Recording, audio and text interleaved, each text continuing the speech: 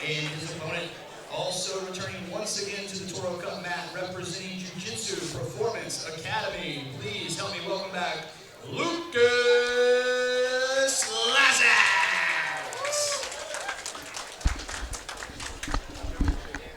All right, no-gi blue belt action here at Toro Cup 29. Ryan the Savage taking on Lucas Laszacs. Both these guys in their fourth Toro Cup match against each other. Already very scrappy on the feet. Ryan's always like that. When he's hand fighting, when he's wrestling, he's so data, like he's overloading his opponent with data constantly. We see Laszacs backing up to his corner. I don't think that's. I don't know how that. We'll see how that'll work out for you, huh? The funny thing I think I never see feints. I just see stand-up hand fighting. Yeah. Nobody even feints for the legs, it seems like. When I started going with Kieran Shanahan, just doing hand fighting rounds and trying to improve just the hand fighting, that was one of the biggest things that I took away from going with him and other high-level judo and wrestling guys is that they're good at feinting and showing you looks you think. Just level change. Yeah, exactly. You don't have to just literally just give Level a little change level in place. change. Yeah. Guess what they'll do? They'll drop two, and then you go back to your hand fighting.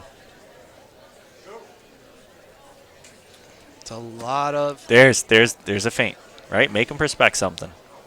good collar ties from That seems like what Ryan has been looking to get to is the collar tie. He had a lot of success with the collar tie in his match against Matt Farrow.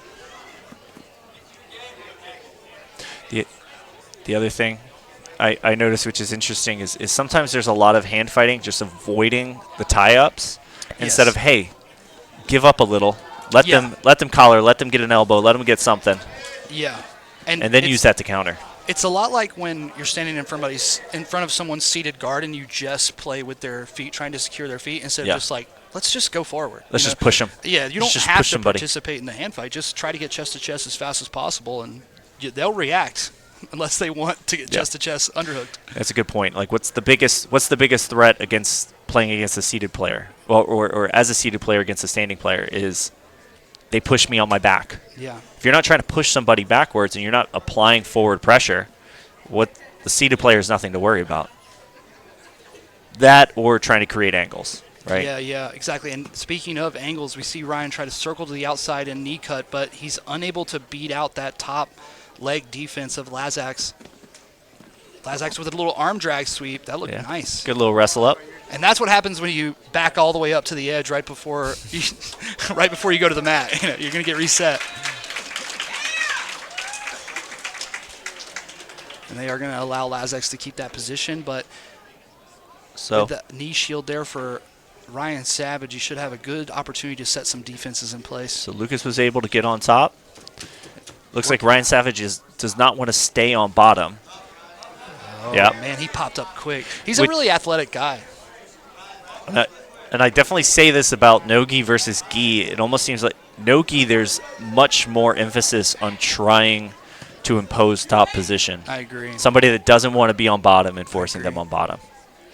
Whereas in gi, there's just more guard players. Especially in our weight class, you watch the top guys, they use the leg entries oftentimes to set up top pressure. Yep. Because the good guys aren't going to get caught in leg locks, or they're not going to tap to a half-hearted leg lock. Well, also traditional gi passers, it's not a lot of pressure. It's a lot of outside loose passing, which doesn't keep people down, right? But you go to no-gi, your passing style has to change because you actually have to try to keep forward pressure on somebody to prevent them from standing up. Yeah, exactly.